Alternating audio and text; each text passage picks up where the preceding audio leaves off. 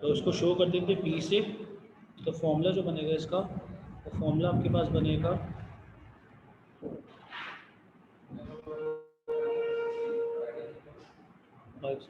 Miss मेरी class record पे लगा दें, मैं होस्ट नहीं हूँ तो मैं रिकॉर्ड नहीं कर सकता।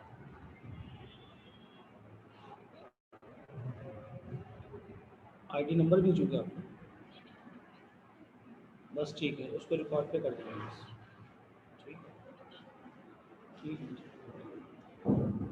तो याद रखिए power is the rate of change of work done. उसका फॉर्मूला बनेगा डब्ल्यू अपॉन टी या ई अपॉन टी। ई का मतलब एनर्जी, डब्ल्यू का मतलब या तो आपके पास rate of change of energy है, फिजिक्स में रेट का मतलब होता है डिवाइड बाय टाइम, बस डब्ल्यू अपॉन टी। और एनर्जी अपॉन टी। तो अगर आप इसकी यूनिट की बात करना चाहो तो इसकी जो यूनिट लिख सकते हो आप, वो आप इसको यूनिट लिख सकते हो ऐसा ही।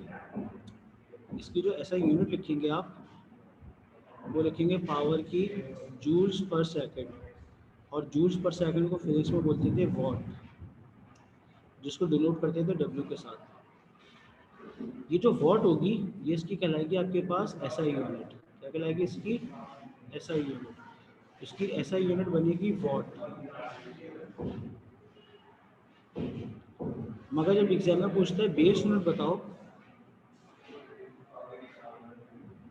तो बेस यूनिट के लिए आपको,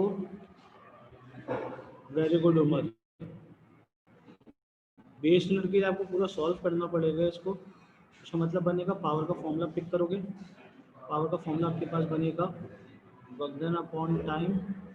वर्क डन का अपना फॉर्मूला होता था force multiply by distance upon time. Force का अपना फॉर्मूला होता था M A into D upon T. Now you are substituting value. Mass की जगह लिख सकते हो के जी, एक्सेलरेशन की जगह मीटर पर second square M S minus two, multiply by distance की जगह मीटर और टाइम की जगह सेकंड। तो जब आप इसको सिंप्लीफाई करोगे तो ये बन जाएगा के जी वन टाइम है, मीटर टू टाइम है, एस माइनस टू है और नीचे से एक माइनस ऊपर शिफ्ट होगा तो माइनस थ्री। तो this is the base unit of power. ये पावर की बेस यूनिट बन जाएगी K G metre square S minus three. मगर क्योंकि आपने इस चैप्टर में एनर्जी की दो फॉर्मूले पढ़े थे, एक फॉर्मूला था एनर्जी का आपके पास mgh, और दूसरा आपने फॉर्मूला पढ़ा था एनर्जी का हाफ एम वी स्क्वायर। इसका मतलब बनेगा अगर मैं पावर की बात करना चाहूँ तो पावर का पहला फॉर्मूला आपने लिखा, this is the first formula of power, work done upon time. Power का दूसरा फॉर्मूला आपने लिखा था, पावर का दूसरा फॉर्मूला आपने लिखा था एनर्जी अपॉन टाइम। तो अब वन बाय वन करके आप एनर्जी की वैल्यूज डालेंगे। तो अगर मैं एनर्जी की जगह आपके पास एम डाल दूँ तो पावर का थर्ड फॉर्मूला बन जाएगा एनर्जी, अगर ग्रेविटेशनल पोटेंशियल एनर्जी हो तो M G H upon time. This is the third formula of power. और जो फोर्थ फॉर्मूला बनेगा उसको आपने एनर्जी की जगह हाफ एम वी स्क्वायर डालना है, तो half M V square upon time. तो पावर का fourth formula you can right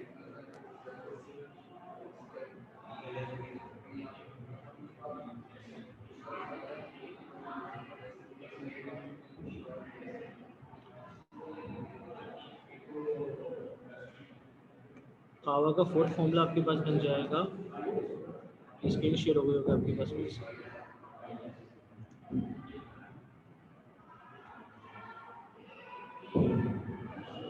Salman नजर आना शुरू हो गई होगी स्क्रीन में,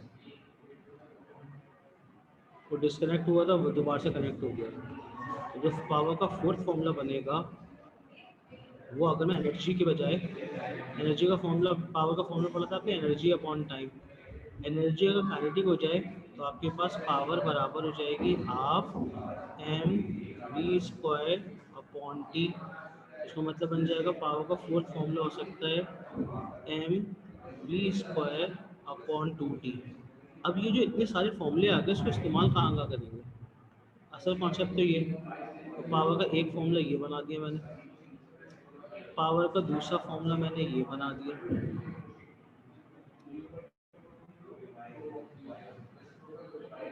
पावर का सेकंड फॉर्मूला ये था और एक फॉर्मूला ये था। उसका मतलब बनेगा आपके पास पावर के 4 फॉर्म हो सकते हैं। ये बन गया work done upon time, energy upon time, mgh upon time और mg स्क्वायर अपॉन टी। तो फॉर्मूले तो ये 4 है। अब इन चारों को आपको डिफरेंट जगहों पे इस्तेमाल करना होगा। अब डिफरेंट जगहों पे इस्तेमाल करने का मतलब क्या है, मैं आपको डिफरेंट क्वेश्चन दूंगा, उन क्वेश्चन के अंदर आप इन चारों फॉर्मूले को क्या करना होगा, अप्लाई करना होगा। यहाँ तक बात समझ में आई? अगर यहाँ तक बात समझ में आ गई है तो उसको कॉपी कर लो। थोड़ा सा मैं साइज छोटा कर रहा हूँ ताकि आप एक के साथ इसको कॉपी कर सकते हैं।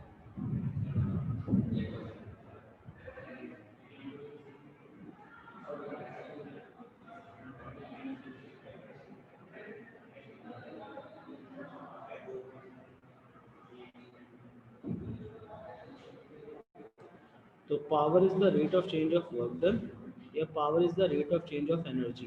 तो पावर का फर्स्ट फॉर्मूला बनेगा work done upon time, second बनेगा एनर्जी अपॉन टाइम और थर्ड फॉर्मूले में अगर मैं एनर्जी को mg से रिप्लेस कर दूँ तो बन जाएगा mgh अपॉन टाइम और फोर्थ फॉर्मूला बन जाएगा पावर का mv स्क्वायर अपॉन टी, मैंने काइनेटिक एनर्जी को रिप्लेस कर दिया। अब जो मैं आपको क्वेश्चन दे रहा हूँ उस क्वेश्चन की बिहाफ के ऊपर आपने डिसाइड करना होगा कि इन चारों में से कौन सा फॉर्मूला अप्लाई हो रहा होगा। अभी मैं इस पूरे की स्नैपशॉट खींच के तुम्हारे ग्रुप पे डाल दूँ। मैंने जितना कुछ लिखा है उस पूरे के स्नैपशॉट मैं तुम्हारे ग्रुप के ऊपर डाल रहा हूँ।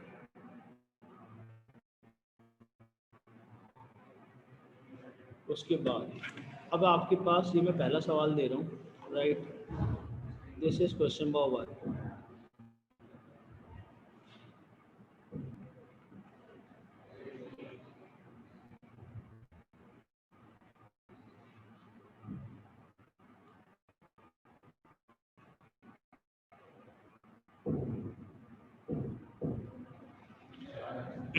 ये सवाल आपने लिंक करने की किस चीज़ का है?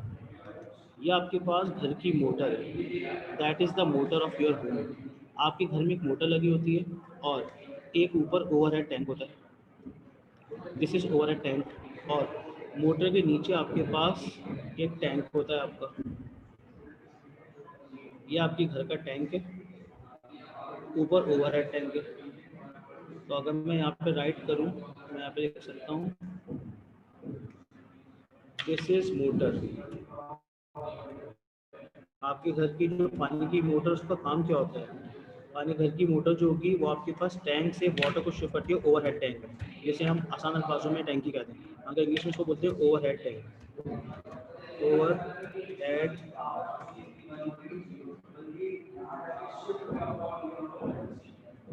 टैंक। आपके पास हो क्या रहे, आपके घर का पानी टैंक से पहले शिफ्ट होता है मोटर में,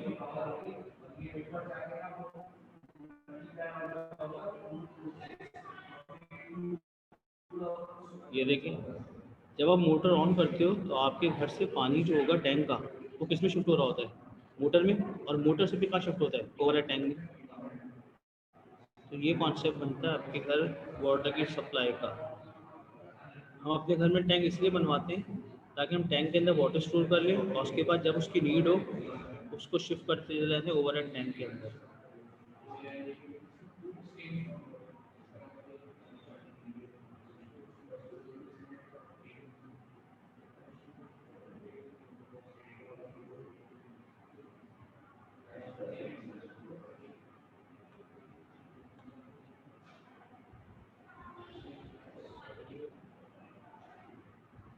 ये आपके पास सेटअप है, right.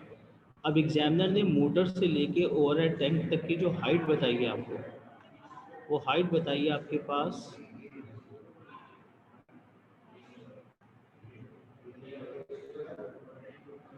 40 metre. This is the height from ground to overhead tank. ये जो मोटर है इसकी पावर आपको गिवन है 2 किलो वॉट। और जो टाइम गिवन है वो गिवन है 10 मिनट्स। 10 मिनट्स के अंदर आपका टैंक जो है ओवर हेड टैंक, मैं किसकी बात कर रहा हूँ, 10 मिनट्स में आपका ओवर हेड टैंक जो है वो हाफ फिल्ड हो जाता है। कितना फिल हो जाता है?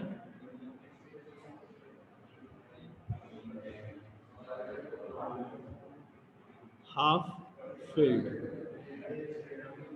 Over head tank.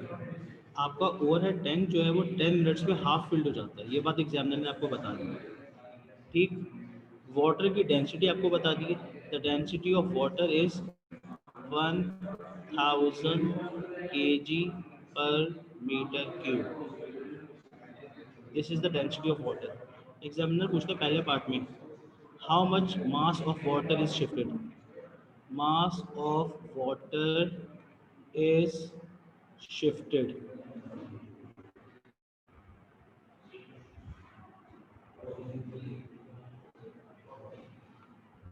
अगर 10 मिनट तक मोटर चले तो पानी कितना शिफ्ट होगा 10 मिनट में टैंक से ओवर टैंक में। और सेकंड पार्ट में volume of over head tank. ये दो पार्ट करने, कैसे करेंगे?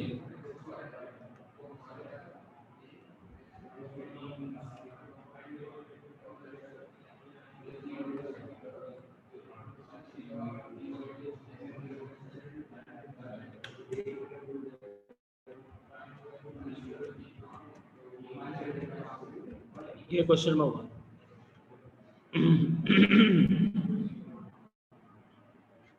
क्या आपको ये बात समझ में आई?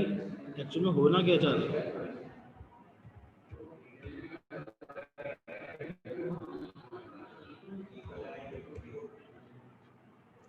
सर आप पूरा सवाल ना एक बार रिपीट कर दें, मेरा नेट डिस्कनेक्ट हो गया था। देखिए सवाल क्या है, आपको डायग्राम नजर आ रही है? ये बताओ पहले, ये जो आपको डायग्राम नजर आ रही है, इस डायग्राम में हो क्या रहा है? एक आपकी मोटर है। हमारे घर के अंदर जो मोटर लगी होती है उसका काम क्या होता है? उसका काम होता है वाटर को शिफ्ट करना from tank to over head tank. आपके घर की जो मोटर है उसकी पावर एग्जामिनर ने बताई 2 किलोवाट। अगर 10 मिनट तक ये मोटर ऑन रहती है तो आपका ओवर हेड टैंक जो है वो हाफ फिल्ड हो जाता है, राइट। मोटर से लेके ओवर हेड टैंक की हाइट गिवन है, ओवर हेड टैंक तक की हाइट गिवन है 40 मीटर, और वाटर की डेंसिटी गिवन है 1000 kg पर मीटर क्यूब। ये सारी इंफॉर्मेशन गिवन है। The density of water is given 1000, the height from tank to motor, from overhead tank to motor is 40 metre, power of motor is 2 kilowatt, time is 10 minutes. 10 minutes when water runs or operate, so it filled half tank of overhead, overhead tank को half fill कर देती है।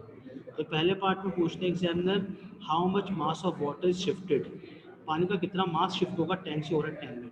This is the first part, mass निकालना है। Second part में निकालना है volume of overhead tank, that is the question which is shown as in the diagram. You have 5 minutes to solve this question.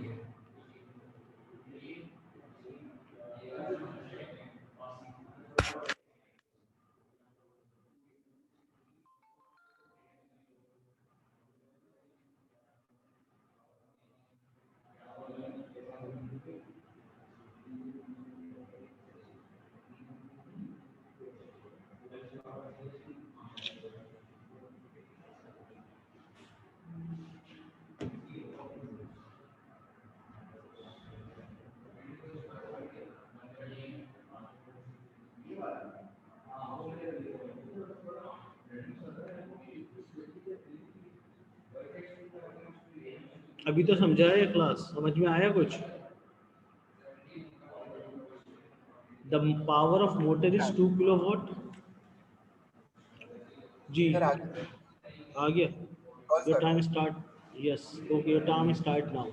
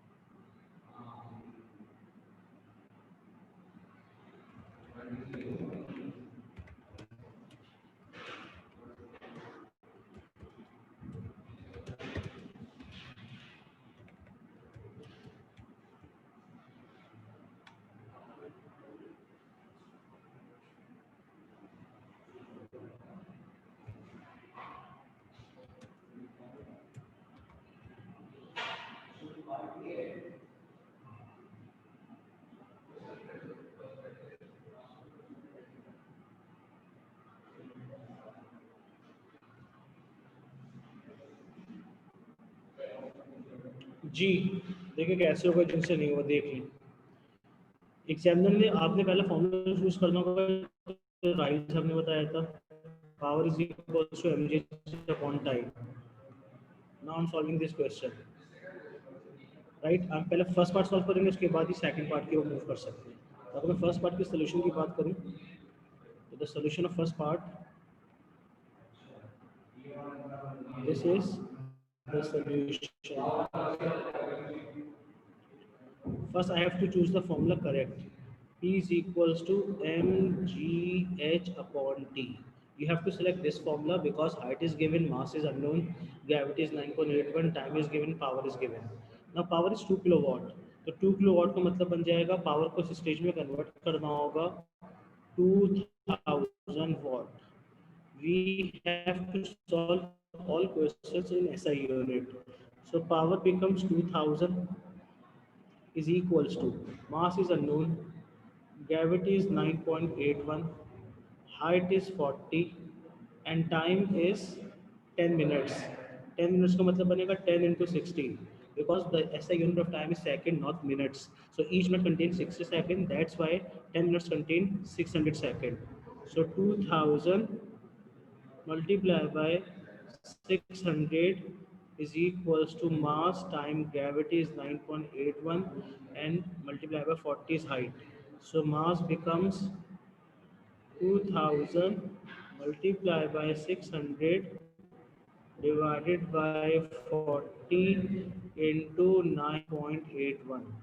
So what's your answer? Mass का answer बताओ कितना आ रहा है?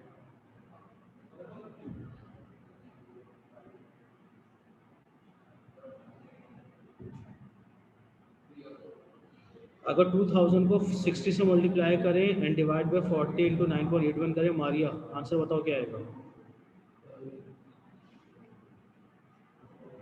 अगर ये पूरी कैलकुलेशन करते हो आप, तो आपका आंसर जो आना चाहिए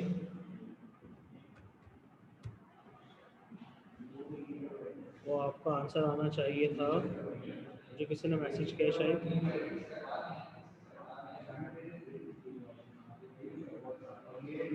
3058। Very good Muqaddas. तो आंसर आपके पास जो मास का आएगा 3058.1 kg। This is the answer of mass. ये तो आपके पास मास का आंसर आ गया। अब एग्जामिनर सर अगली एक बात बार में आपसे बताएं। पूछा था, पूछो। सर सर इसमें काइनेटिक एनर्जी भरेंगे, निकाल सकते हैं? करेंगे नहीं, क्यों नहीं काइनेटिक ना एनर्जी करेंगे? जो मोटर की सर। पावर होगी नहीं ना, बिल्कुल नहीं कर सकते, क्योंकि जो मोटर की पावर है वो पानी को ऊपर थ्रो कर रही है। तो जब पानी ऊपर थ्रो हो रहा होगा तो मतलब इट गेन जीपी। उसका मतलब बनेगा मास आ गया 3058.1 kg। This is the answer of first part. Now for second part, density बराबर है मास अपॉन वॉल्यूम के। इसके बराबर होती है मास अपॉन वॉल्यूम के। वाटर की डेंसिटी है 1000, मास आपके पास आ गया 3058.1 डिवाइडेड बाय वॉल्यूम। तो वॉल्यूम निकल आएगा आपके पास 3058.1 डिवाइडेड बाय 1000। तो जब डिवाइड बाय 1000 का आंसर रहेगा 3 पॉइंट,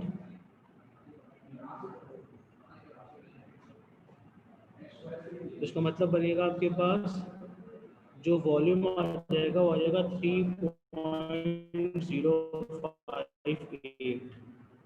मगर ये वॉल्यूम होगा हाफ टैंक का, क्योंकि एग्जामिनर ने एक बात लिखी है, इन टैंक फील्ड, जबकि पूछ किसका रहा है? वॉल्यूम पूछ रहा है पूरे टैंक। तो ये जो वॉल्यूम आएगा एक्चुअल में वो आधे टैंक का आएगा, क्योंकि आपका आधा टैंक 10 मिनट में फिल हो गया होगा।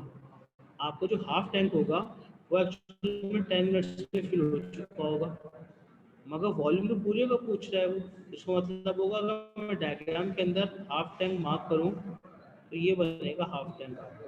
ये देखिए, हाफ से कम बन जाएगा। इसका मतलब बनेगा मुझे हाफ टैंक अगर मार्क करना होगा तो मुझे यहाँ पे मार्क करना होगा हाफ टैंक। ये हाफ टैंक फिल हो गया। जब ये हाफ टैंक फिल हो जाएगा तो आपके पास वॉल्यूम जो निकल रहा होगा वो भी तो हाफ टैंक का ही निकल रहा होगा। तो ये जो वॉल्यूम होगा एक्चुअल में कर, तो ये 8 को मल्टीप्लाई बाय 2 कर देंगे, देखो कितना आंसर है, 6 पॉइंट या 7.1 आ रहा होगा शायद। सॉल्व करो जरा, 6.2 या 6.1 की रेंज में आंसर आएगा। तो दैट इज द कॉन्सेप्ट। बात समझ में आई? एग्जामिनर ने बोला था टैंक इज हाफ फिल्ड, अगर बोलता दैट इज द कॉन्सेप्ट। जो आंसर तुम्हारे पास आ रहा है वो आ रहा है आपके पास,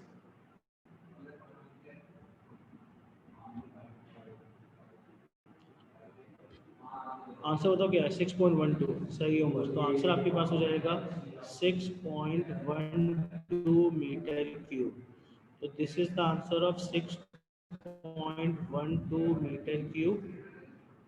और इसका तुम्हारे पास आंसर था कितना आपके पास? 3058.1 के जी। तो ये आंसर था मास का और ये आंसर है वॉल्यूम का। ये इसका पहला सवाल था। यहाँ तक बात समझ में आ गई?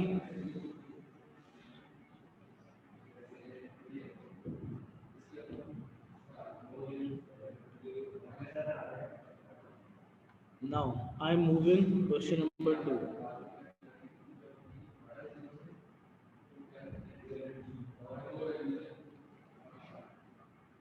तो क्वेश्चन नंबर 2 के लिए, अच्छा एक सेकंड रुको जरा, इसके पेपर देख लूँ मैं।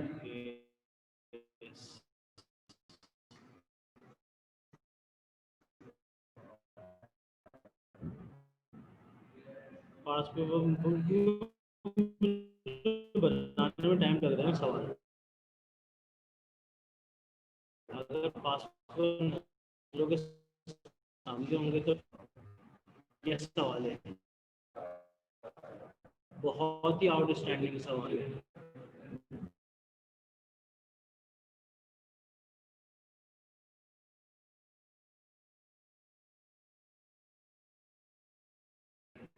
क्वेश्चन नंबर 18 कैसे force 19 Newton is used to push a box across the horizontal floor. The friction force of the box is 50 Newton. What is the gain in kinetic energy of the box when it is moving through the distance of 6 meters?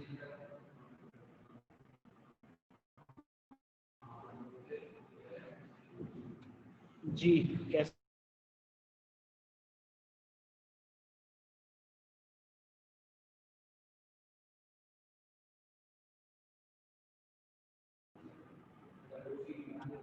Screen share कर रहा हूँ, screen तुम्हारे पास share हो गया। MCQ number 18 करते हैं, 18 करते हैं, 19 करते हैं, दोनों पावर के हैं।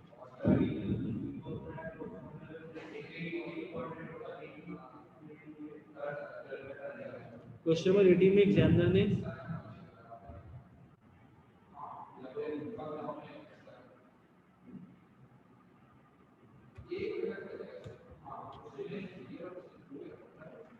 जी एमसीक्यू नंबर 18, एक फोर्स है 90 न्यूटन की, पुश करती है एक बॉक्स को,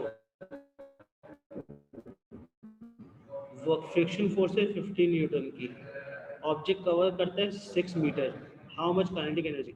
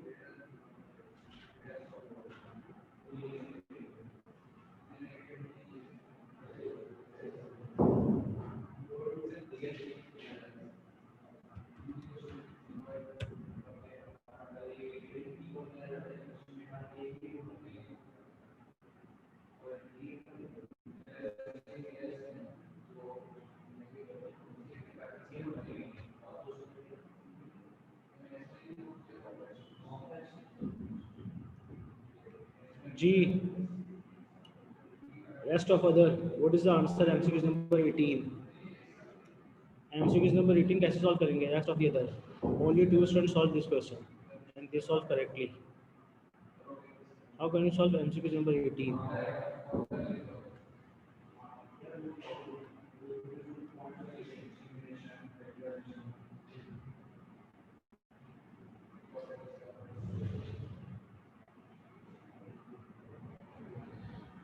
अब देखिए, एग्जामिनर ने आपको फॉरवर्ड ड्राइविंग फोर्स बता दी 90 न्यूटन की, राइट, और फ्रिक्शनल फोर्स कितनी बताई है? 50 न्यूटन की।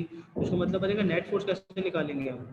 अगर मैं इसके नेट फोर्स निकालने के लिए जाएंगे तो नेट फोर्स निकलेगी forward driving force minus friction force. ये देखिए, अगर मैं एमसीक्यू नंबर 18 की बात करूँ और मैं इसको सॉल्व करने के लिए जाता हूँ, उसका मतलब बनेगा forward driving force minus friction force बराबर होता था नेट फोर्स के। ये बात आपको बताई गई थी। इसका मतलब होगा आप क्या करोगे, 90 में से सब्ट्रैक्ट कर देंगे 50, तो आपकी नेट फोर्स आ जाएगी 40, और डिस्टेंस कितना बताया था? 6। 40 मल्टीप्लाई बाय 6 आंसर आ जाएगा 240, और 240 का जो जूल्स होगा वही तो उसका काइनेटिक एनर्जी की गेन के बराबर हो जाएगा। तो राइट आंसर बन जाएगा ए।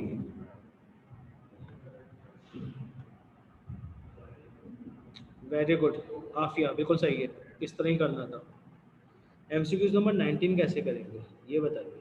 ये तो 18 किया अभी आपने सॉल्व, राइट, 18 आपने सही सॉल्व किया है। टोटल नेट फोर्स निकाली, नेट फोर्स को डिस्टेंस से मल्टीप्लाई कर दिया।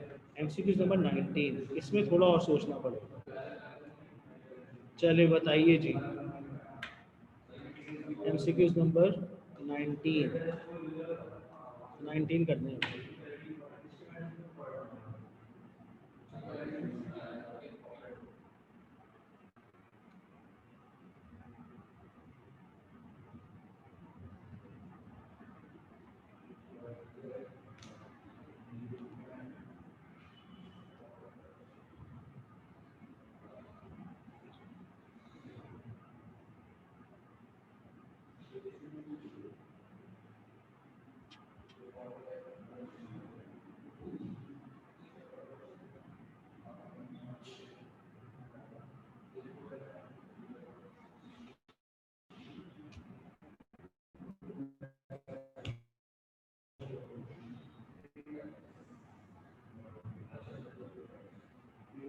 In or give some time to you to solve.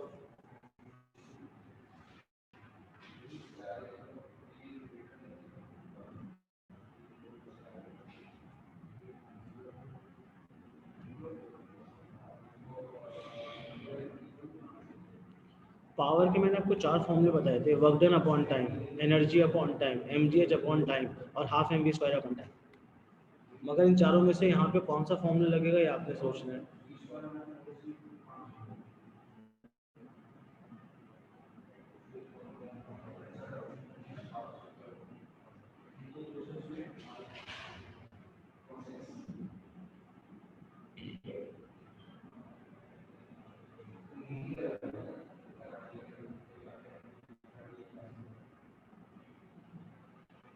आप बोल रहे हैं बी 240, ये आंसर कोट कर रहे हैं आप लोग। अब देखें, आपको एमसीक्यूज नंबर 19 की अगर मैं बात करूं तो आपको क्या क्या चीज़ें गिवन है।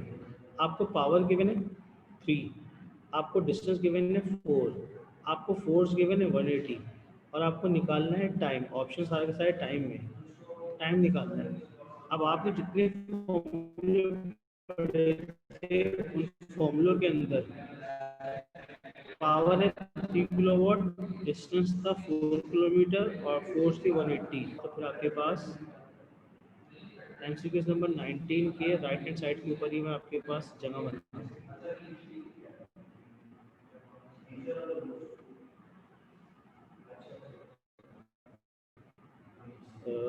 साइज और छोटा कर देता हूँ मैं ताकि मेरे पास स्पेस आ जाए लिखने के लिए भी और सवाल भी आपको नजर आता है। मुश्किल हो गया सर।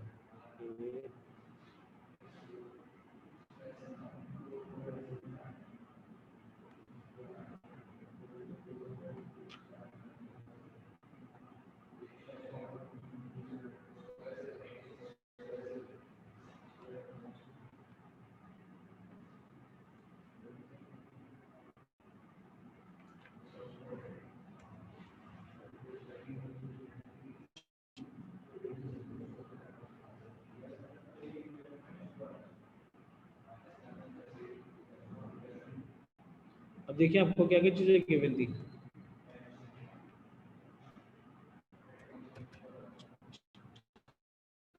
तो कोई भी स्क्रीन बंद हो गया बोलेगी फिर से।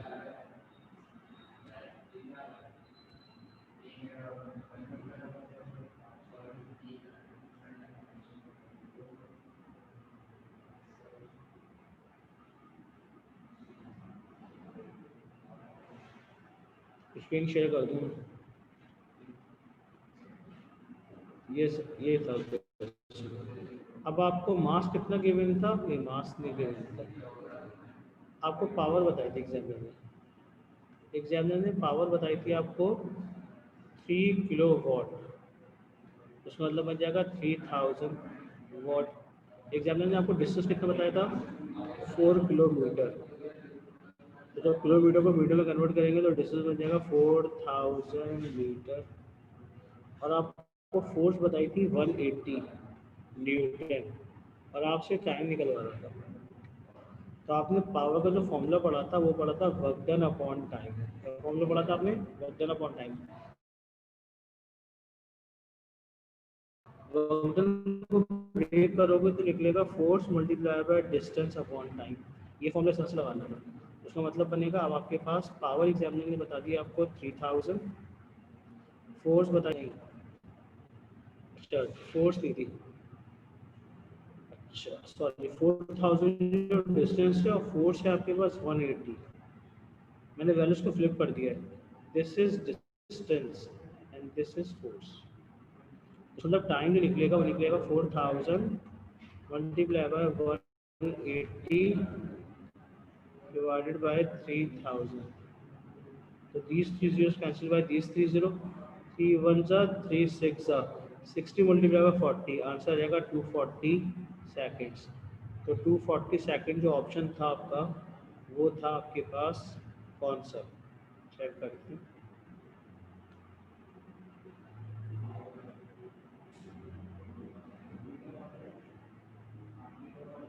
बी आंसर है, 240 आ गया था आपके पास, बी आ गया। अब जो समझते हैं कि फिजिक्स उनकी बहुत अच्छी है वो ये सवाल करके बताएंगे।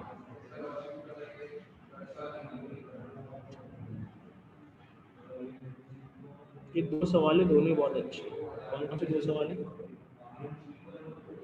पहला सवाल है एमसीक्यूज नंबर ये, एक ग्राफ गिवन है, एनर्जी वर्सेस टाइम का ग्राफ गिवन है, सवाल यहाँ से स्टार्ट हो रहा है, राइट।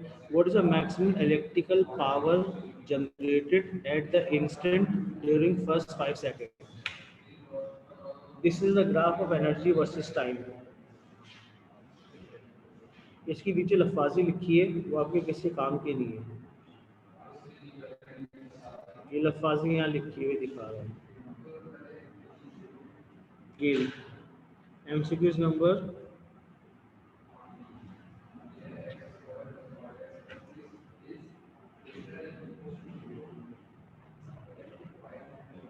ये एमसीक्यूज नंबर 22 है ये, इसका ग्राफ वहाँ के मैंने। An electrical generator is start at time 0. The total electrical energy generated during the first 5 seconds as shown figure in the graph. अब मैं ग्राफ पे जाता हूँ, ये आपको ग्राफ दे देना। ग्राफ क्या है वही है, ये सवाल है।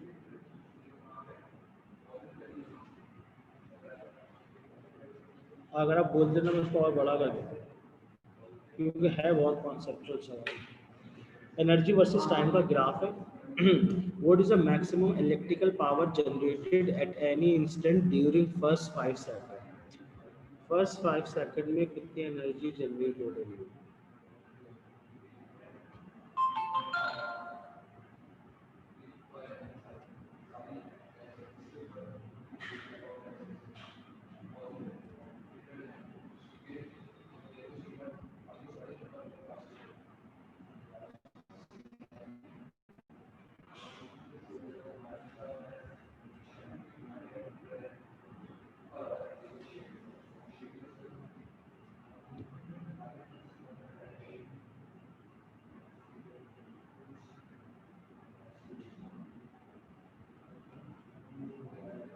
जी उमर, सही है आंसर।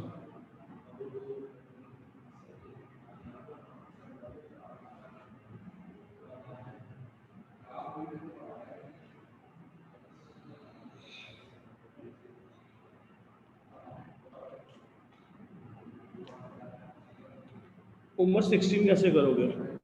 बाकी तो अभी मेरे से सब 22 कर रहे हैं। What is the maximum electrical power generated at any instant during these 5 seconds?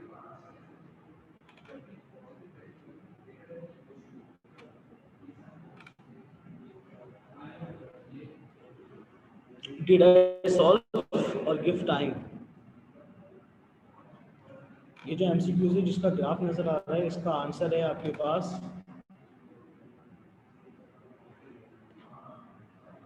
30 watt is the answer।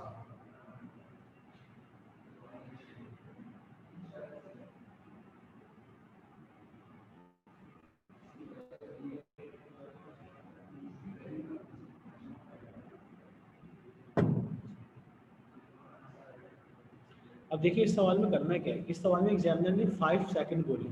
अब आपने फर्स्ट 5 सेकंड में बताना है सबसे ज़्यादा एनर्जी का चेंज कहाँ पे आ रहा है। जितना ज़्यादा एनर्जी का चेंज आएगा उतनी ज़्यादा पावर जनरेट होगी। तो मैक्सिमम पावर आप पहले निकालोगे फर्स्ट सेकंड में। फर्स्ट सेकंड का मतलब बनेगा ड्यूरेशन फ्रॉम 0 to 1, ये मतलब बनेगा फर्स्ट सेकंड। फर्स्ट सेकंड का मतलब बनेगा, फर्स्ट सेकंड का मतलब बनेगा आपने यहाँ से यहाँ तक का निकालना है, राइट। अब टाइम तो हो जाएगा 1, और 0 से 1 सेकंड में एनर्जी कितनी चेंज होगी 0 से 10 तक। उसका मतलब बनेगा पहले सेकंड में जो एनर्जी का चेंज आएगा वो आपके पास आएगा 10/1 10। दूसरे सेकंड में कितने का चेंज आएगा किसी को सेकंड सेकंड, फिर थर्ड सेकंड। आपने हर एक एक सेकंड का चेंज निकालना है। ये थर्ड सेकंड आ गया, फिर आपके पास आएगा फोर्थ सेकंड,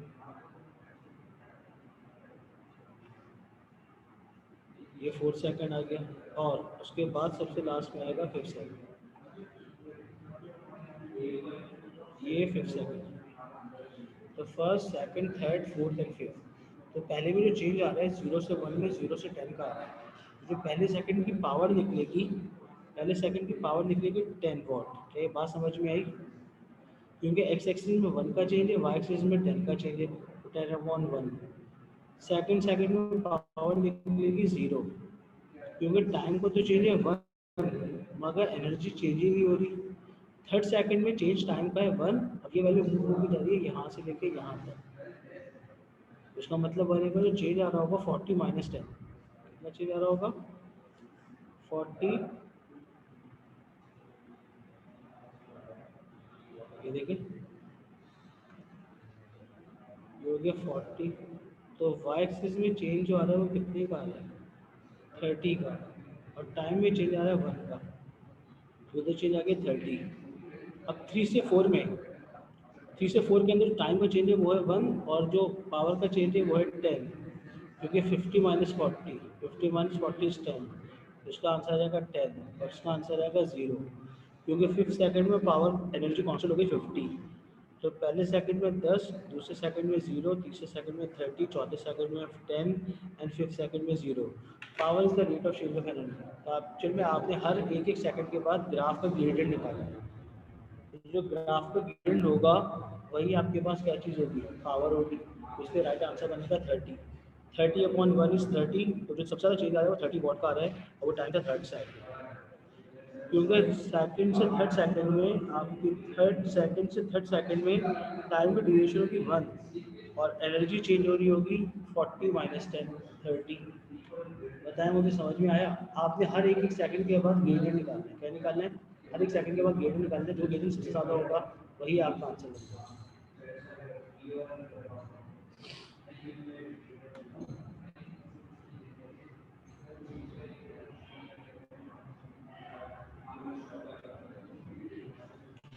16, 16 अभी सॉल्व करता हूँ, तो देखता हूँ मैं भी। मैंने देखा नहीं था, मैं तो अभी 22 देख रहा था।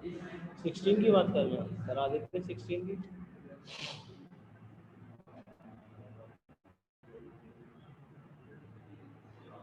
ये 16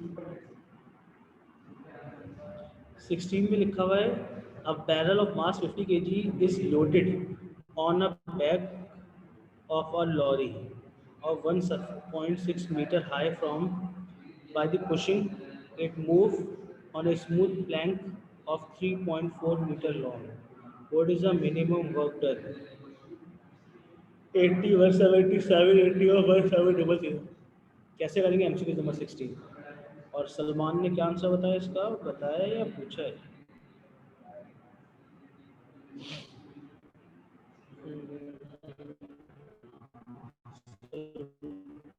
उमर।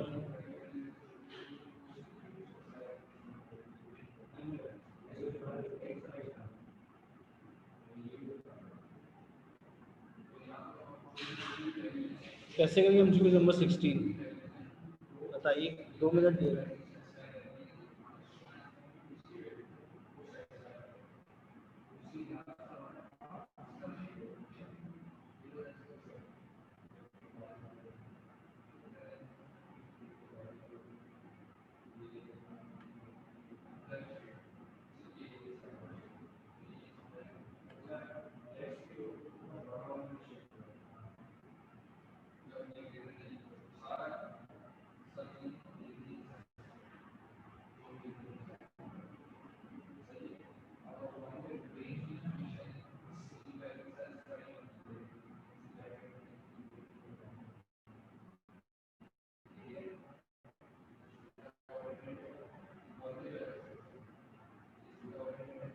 करवा दूँ, अभी तो लगेगा MGH, क्योंकि आपने बैरल को ऊपर मूव करना था, तो आपके पास एग्जामिनर ने किसी किस्म की एनर्जी बेस नहीं बताई है, तो इसका मतलब होगा बैरल को ऊपर मूव करने के लिए जो उसकी GP होगी वही उसके वर्क डन के बराबर हो जाएगी। तो आपको हाइट गिवन है 1.6, आपने 3.4 नहीं ले दी, 3.4 तो एक्चुअल में हाइट है ही नहीं, वो तो इंक्लाइन डिस्टेंस है। मास गिवन है, ग्रेविटी गिवन है, हाइट गिवन है, सॉल्व करो आ जाएगा आंसर। देखो क्या आंसर आ रहा है, MGH लगाएं, सी आंसर आ रहा है। अच्छा चेक कर लेते हैं अभी।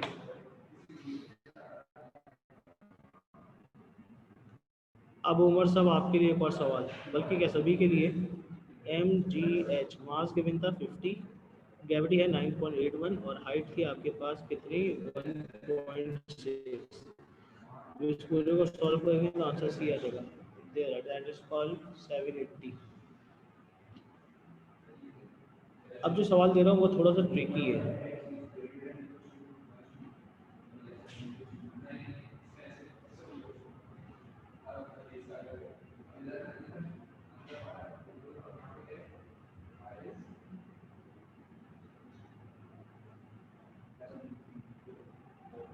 MCQ नंबर 41 कैसे करेंगे?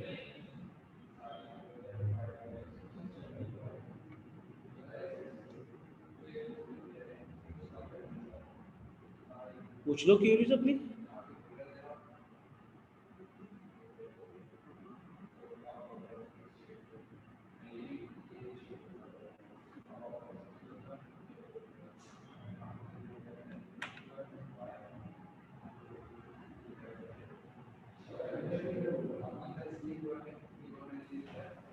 सर MCQ नंबर 16 एक दफ़ा दोबारा दिखा दीजिएगा, मुझे पिक्चर लेनी है।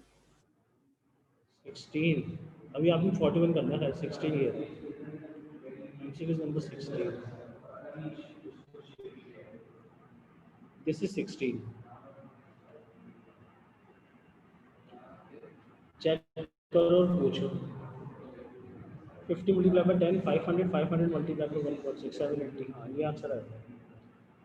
अब देखो बॉल इस सवाल में है क्या, इस सवाल में एक बैरल है, इसको आपने अपवर्ड मूव करना है।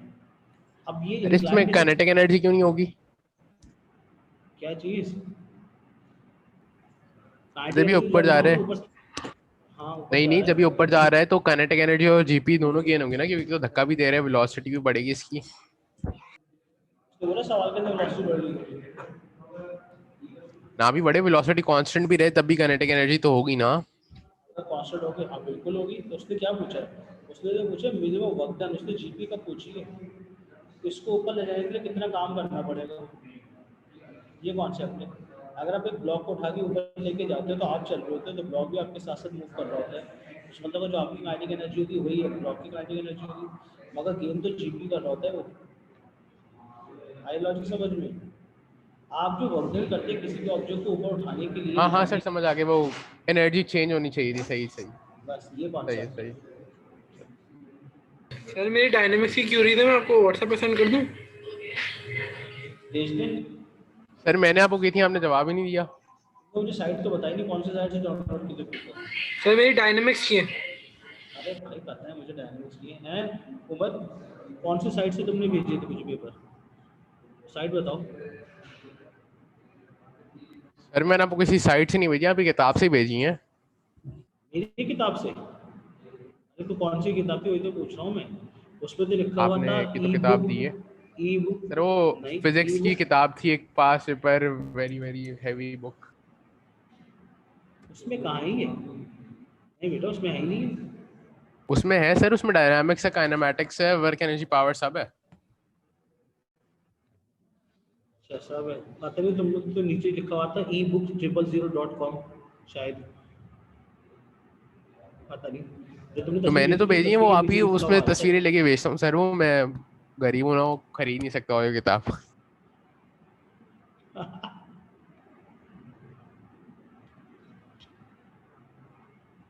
जी शाम साहब क्या भेज दिया, डायनेमिक्स टॉपिक चल रहा है, काइनेमेटिक्स तुमने डायनेमिक्स उठा के भेज दिया। वह कहते जी पावर चल रहा था, कहाँ है? सर बे, मैं बोल रहा था एमसीक्यू नंबर 41 पहले 40 क्यों ऑन की हुई है तुमने घर के अंदर? गाने सुनते हुए पढ़ाई नहीं होती, पढ़ाई के लिए सर वो टीवी कंसंट्रेशन चल करनी रहा है पड़ेगी, घर पे, वीडियो चल रही है आगे तुम टीवी वीडियो चल रहा है सॉल्व सर कर तो रहे घर हो। पे, गाने सुन रहे टीवी हो। चल रहा है सर, घर में सब होते हैं ना, फिर मैं थोड़ी होता हूँ घर में।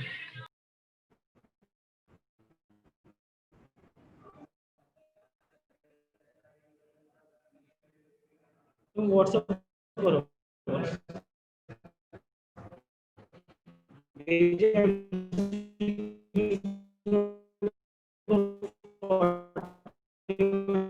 कैसे सर करेंगे? क्वायरीज अभी भेज दें आपको या 41 नहीं? के बाद तुम्हारी एक आध क्यूरी कराता हूँ, अभी तो मैं इसके पेपर करा रहा था, भेज दो एक आध, टाइम मिलेगा तो विषय। दो सवाल ये बहुत ही 41 एक 42, ये सर दोनों फिर दो 15 मिनट तो दें, पिक्चर खींचने में टाइम लगता है सर।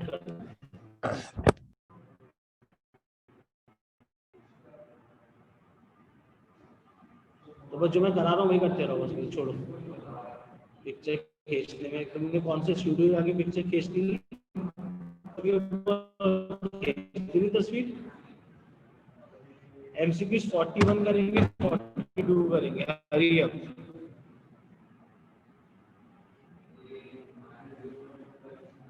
दो सवाल करो 41, उसके बाद अपनी क्यूरीज भेजना। This is 41 and this is 42।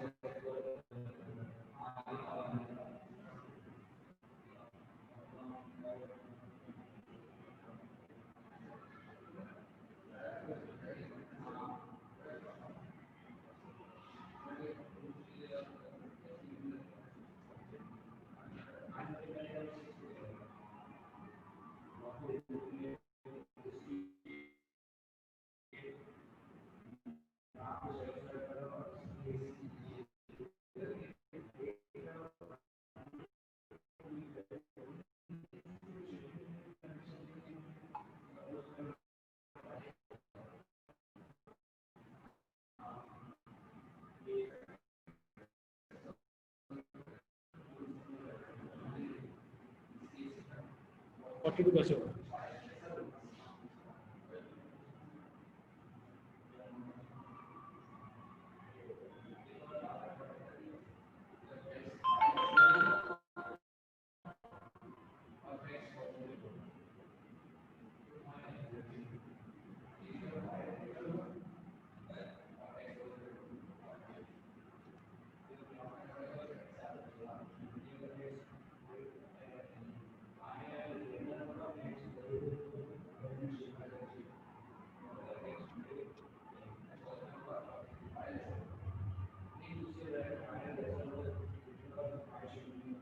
Umar and मुकद्दस, सी का ही एक सेकंड क्या कर, Umar and Muqaddas, your answer is wrong.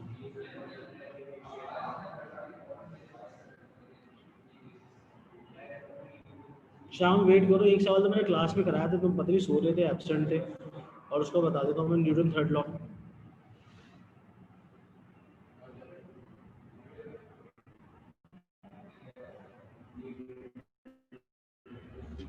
Aafia C is wrong, Muqaddas C is wrong, Umar C is wrong. Arham साहब आप बताइए, इखलास आप बताएं, मारिया आप बताएं, क्या होगा 41 का आंसर?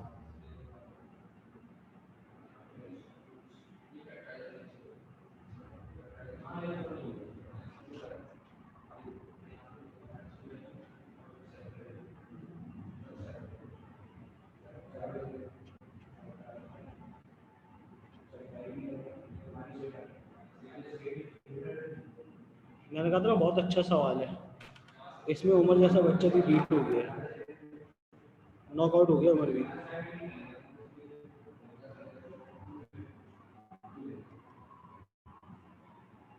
चलें 41 तो आपसे हुआ नहीं, अब करते 42, शायद हो जाए 42, फिर दोनों एक साथ ही स्टॉप एक्सप्लेन कर दूंगा।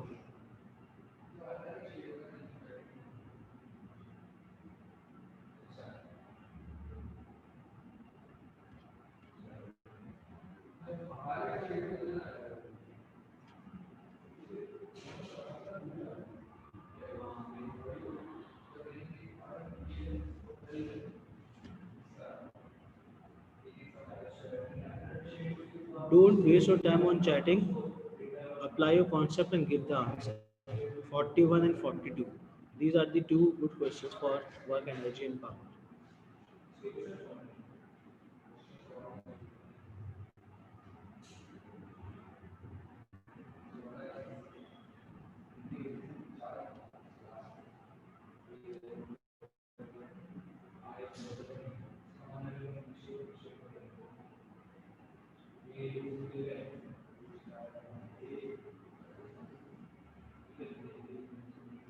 फोर्टी वन का क्या आंसर आएगा?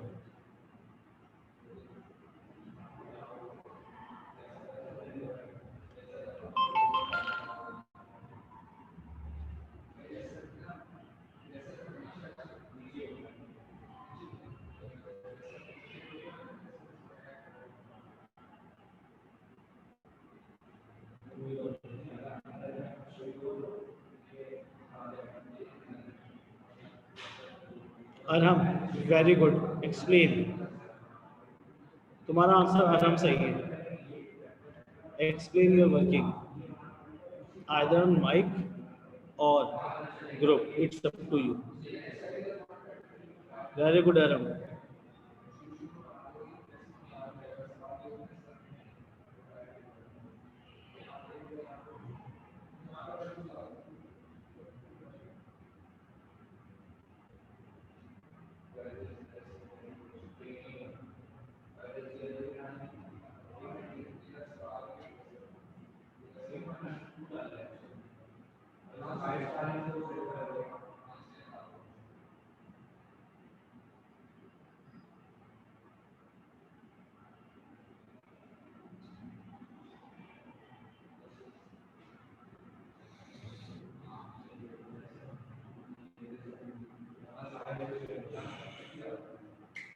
जी अरब, एक्सप्लेन कर दिया, मैं कर दूं?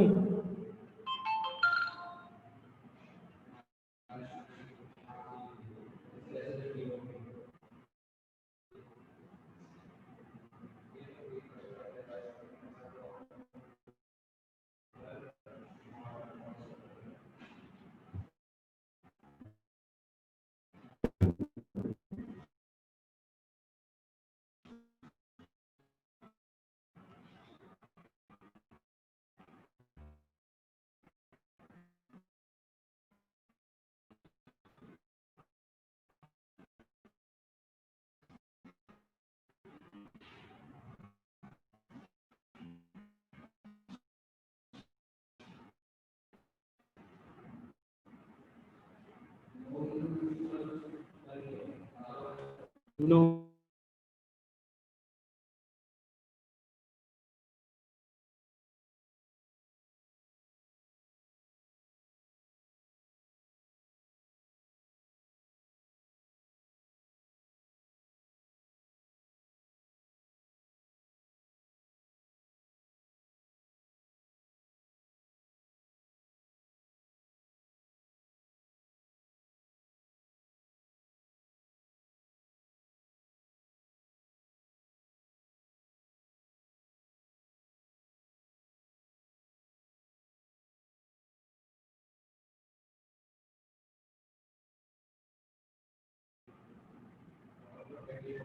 तो मैं स्क्रीन शेयर कर रहा हूँ.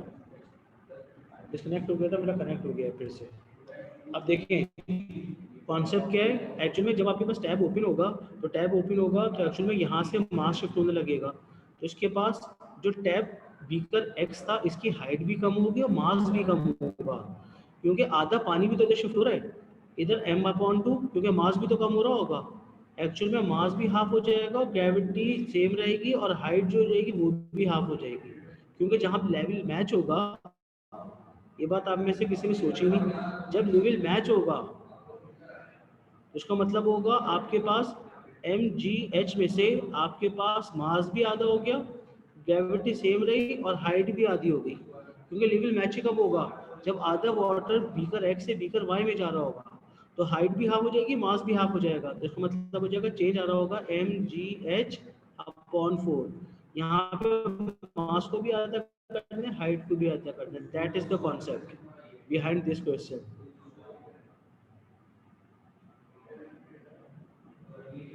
अरे एक बार वापस रिपीट करें।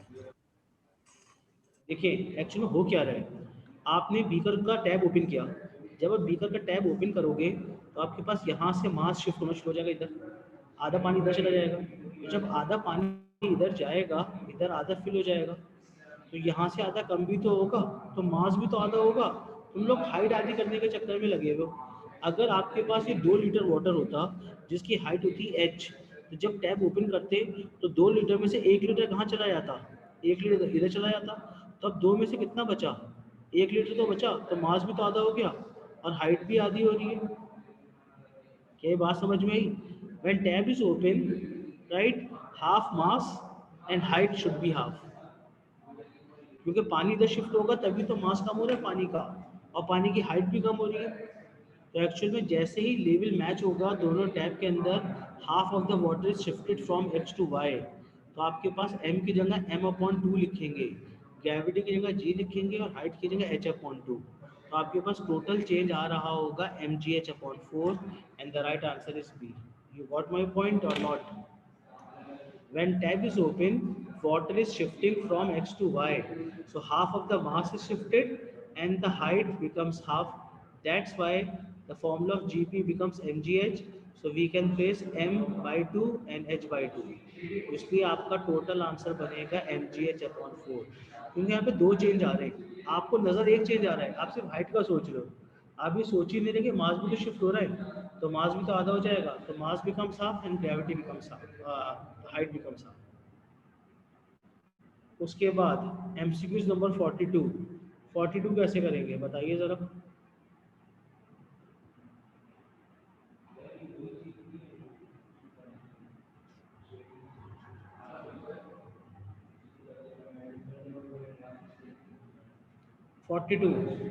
A projectile is launched at 45 degree with the horizontal with the initial kinetic energy is E. Assuming that air resistance is negligible, what will be the kinetic energy of the projectile when reaches its maximum height? जब वो अपने maximum point पे होगा उसमें kinetic energy कितनी होगी, ये सवाल है।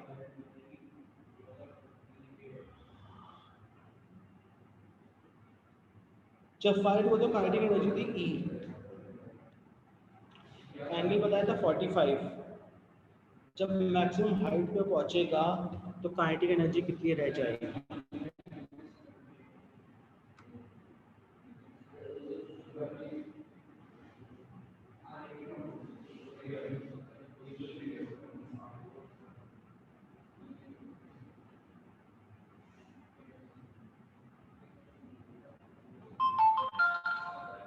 रॉन्ग है आंसर होगा।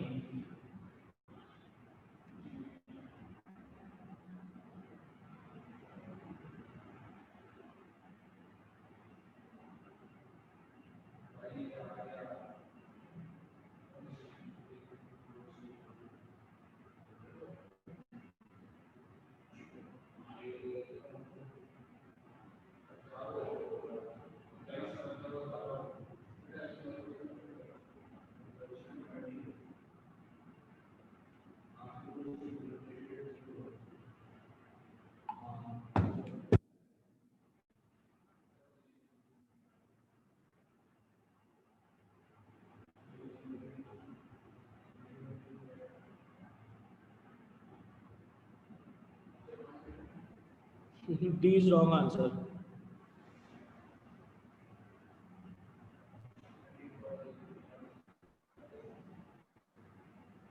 रुक जाइए, आपसे ना हो पाएगा, रुको करा दूं, अभी ट्राई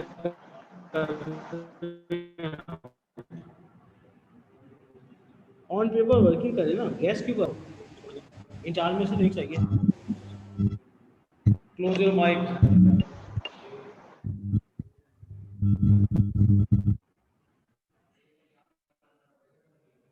देखिए इसकी वर्किंग, इसका माइक ऑन है, ये एक सेकंड आ गया, माइक ऑफ करो अपना।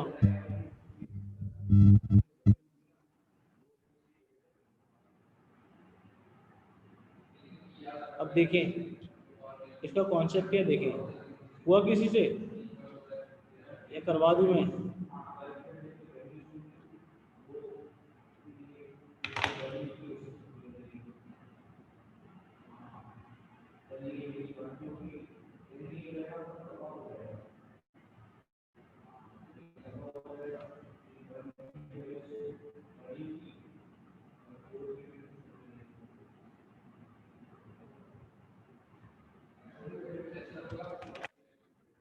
वेट नहीं, देखिए कॉन्सेप्ट क्या है इसका। ये मैथमेटिकल सवाल है पूरा का पूरा, मैथमेटिकल जस्टिफाई करूँगा मैं। इस सवाल के अंदर कॉन्सेप्ट एग्जामिनर क्या दे रहे हैं, एक प्रोजेक्टाइल है, मैं यहाँ पे डायग्राम बना, ये प्रोजेक्टाइल है। इस प्रोजेक्टाइल को वो फायर कर रहा था, एक प्रोजेक्टाइल फायर होता है यहाँ से और ग्राउंड पे आके हिट करता है।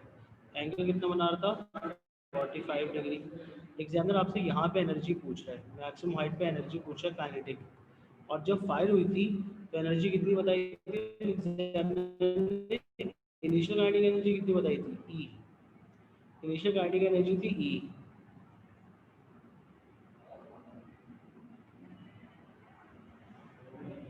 अब देखिए कॉन्सेप्ट इसका क्या है।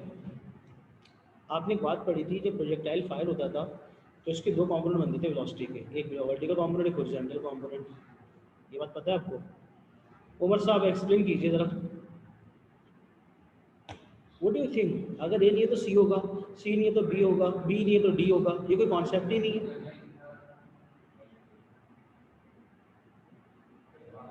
ये कॉन्सेप्ट आराम तुम्हारा सही है। याद रखिए जब प्रोजेक्टाइल फायर होगा अपनी मैक्सिमम हाइट पे पहुंचेगा तब भी इसके अंदर एक कंपोनेंट होगा, उस कंपोनेंट का नाम क्या होगा। मैक्सिमम हाइट के अंदर भी इसके अंदर जो वेलोसिटी होगी वो वर्टिकली होगी।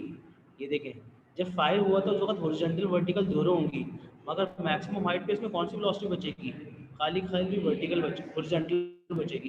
काइनेटिक एनर्जी का फॉर्मूला आपने पढ़ा था हाफ एम वी स्क्वायर। अब कॉन्सेप्ट सुनो, जब यहाँ पे होगा तो वेलोसिटी बराबर होगी वी कॉस थीटा के। क्या ये बात समझ में आई? क्योंकि जब मैक्सिमम हाइट पे होगा तब भी हॉरिजॉन्टल वेलोसिटी सेम रहती थी, उसका मतलब बन जाएगा काइनेटिक एनर्जी बराबर हो जाएगी हाफ एम और वी कॉस 45 का होल स्क्वायर। क्या ये बात समझ में आई? क्योंकि एग्जामिनर ने एंगल बता दिया था 45, तो जब मैक्सिमम हाइट पे होगा it has only vertical velocity, और वर्टिकल वेलोसिटी का फॉर्मूला होता है v cos थीटा। तो जो काइनेटिक एनर्जी बराबर हो जाएगी वो बराबर हो जाएगी हाफ एम वी स्क्वायर, और v की जगह लिखोगे v cos थीटा। तो जब मैं v cos थीटा का स्क्वायर करूंगा तो यहाँ लिखूंगा हाफ, यहाँ लिखूंगा m, यहाँ लिखूंगा v स्क्वायर, और cos 45 का स्क्वायर करो तो आंसर आएगा 0.5। चेक करो ज़रा, चेक करो, cos 45 का स्क्वायर करना जरा, v का स्क्वायर v स्क्वायर आ जाएगा, cos 45 का स्क्वायर करो आंसर आएगा 0.5। ये पूरा का पूरा किसका फॉर्मूला है, हाफ एम वी स्क्वायर। ये पूरा का पूरा फॉर्मूला है एनर्जी का, तो एनर्जी मल्टीप्लाई बाय हाफ, तो आंसर बन जाएगा ए 0.5। चेक करो क्या cos 45 का स्क्वायर 0.5 के बराबर आता है। That is the actual concept.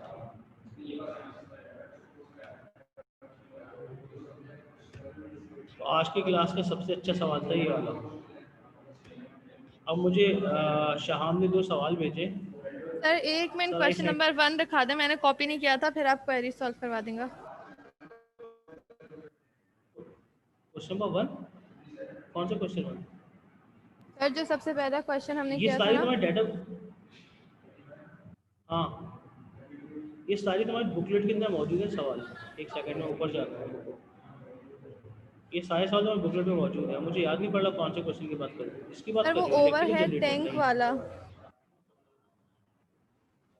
अच्छा, वो तो जो मैंने वो तो मैंने खुद बना के दिया था। रुको रुको रुको, बस ठीक है, एक पहले ये मिनट, समझ में आ स्क्रीनशॉट गया लेना बताओ है। फिर मुझे। जी जी। अच्छा, स्क्रीनशॉट लेना है। एक सेकंड लगा रहा हूँ सवाल। ये सवाल, इस सवाल की बात कर रही हूँ। Yes sir. ये लो, पूरी वर्किंग भी इसी में मौजूद है, सवाल भी मौजूद है। ये लो स्क्रीनशॉट। अब मुझे शाम साहब ने 2 सवाल भेजे थे, बस वो 2 सवाल कराता हूँ, उसके बाद ख़त्म करते हैं क्लास, राइट। शाम ले लिया, साहब एक थैंक यू सवाल तो सर। उसमें से मैंने ओके। शाम साहब आपने जो मुझे व्हाट्सएप पे सवाल भेजा है उसमें से मुझे याद पड़ रहा है एक सवाल तो मैंने क्लास में कराया हुआ था, मगर आप चाहे तो क्लास में एक्टिव नहीं थे या एब्सेंट होंगे। देखो शाहाम कह रहा हूँ, शाहाम, यस ये तुमने मुझे बाद में सवाल भेजा है ना, ये सवाल नहीं, मुझे सवाल भेजा है, एक बॉल है, वो आपके पास ब्रेक होती है, ये एक बॉल है, ये बॉल आपके पास स्प्लिट होती है दो पार्टिकल में। कितने पार्टिकल में स्प्लिट होती है? दो पार्टिकल में। इसका मास m है, दूसरे का मास 2m है, राइट। इसका नाम है x, इसका नाम है y। तो एग्जामिनर पूछता है what is the ratio of x and y। What is the ratio? x का मतलब काइनेटिक एनर्जी। एग्जामिनर पूछता है kinetic energy of x upon kinetic energy of y का रेशियो क्या होगा, ये सवाल। एक पार्टिकल है जो स्प्लिट होता है, एक का मास m बनता है, एक का मास 2m बनता है, एक पहले की काइनेटिक एनर्जी x है, दूसरे की काइनेटिक एनर्जी y है। तो पूछता है x और y का रेशियो क्या होगा, ये सवाल है। अब आपको मैंने एक बात बताई थी, जब कोई ऑब्जेक्ट स्प्लिट होता था तो इनिशियली किसके अंदर होता था? रेस्ट में। तो जिसका मास कम होगा उसकी वेलोसिटी ज़्यादा होगी। तो अगर तुम इसकी वेलोसिटी को v कंसीडर करते हो, m वाले को, तो जिसका मास डबल था इसकी वेलोसिटी कितनी हो जाएगी शाम साहब? v/2। क्या ये बात समझ में आती है आपको? जी सर। क्योंकि बात आपने पढ़ी थी, before collision momentum is m1 v1 minus m2 v2। Sir बहुत कट रही है आपकी आवाज़ ना, डिस्टॉर्शन भी आ रही है पीछे पता से। है कि मास m का वेलोसिटी v हो गई, इसका दोबारा से बोलो। बहुत कट रही है आपकी आवाज़ और पीछे से डिस्टॉर्शन भी आ रही है, मतलब शोर आ रहा है पीछे से। अब मैं अब कुछ साफ हुई? सर बेहतर हो गया। अब मुझे से कुछ हाँ देखो, काइनेटिक एनर्जी का फॉर्मूला क्या होता था? Half M V square. इधर भी होगा half M V square. Half से हाफ कैंसिल, ऊपर एक्स था, एक्स का मास कितना था? एम। और वेलोसिटी कितनी हो गई? वी का स्क्वायर डिवाइडेड बाय। अब आप मुझे बताएं वेलोसिटी कितनी है? तो m से m कैंसिल, ऊपर बचा v अपॉन 2, v का स्क्वायर अपॉन 4।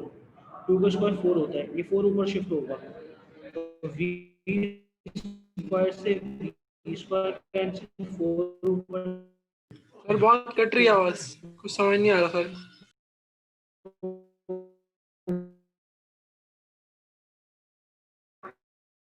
तो 4 अपॉन 2 का मतलब है 2:1। ऐसे होना मुझे फील हो रही है तुम्हारे नेटवर्क का। See on screen, what is the formula of kinetic energy? Half M V square. दूसरा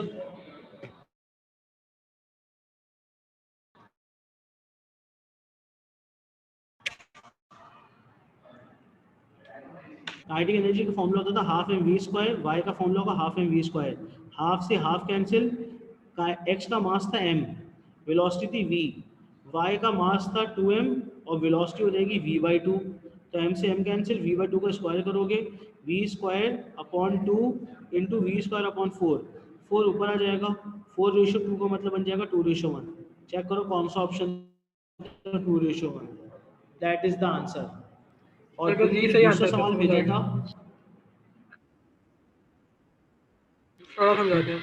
दूसरा सवाल भेजा था मेरे पास कि अगर एक ऑब्जेक्ट, हाँ, अगर एक ऑब्जेक्ट रोड के ऊपर चल रहा है, एक साइकिलिस्ट चल रहा है, तो साइकिलिस्ट जब रोड के ऊपर चल रहा होगा तो उसका पैडल जो होगा ऑनवर्ड फोर्स लगाएगा, तो उसके अगेंस्ट में रोड उसे कहाँ पुश कर रही होगी?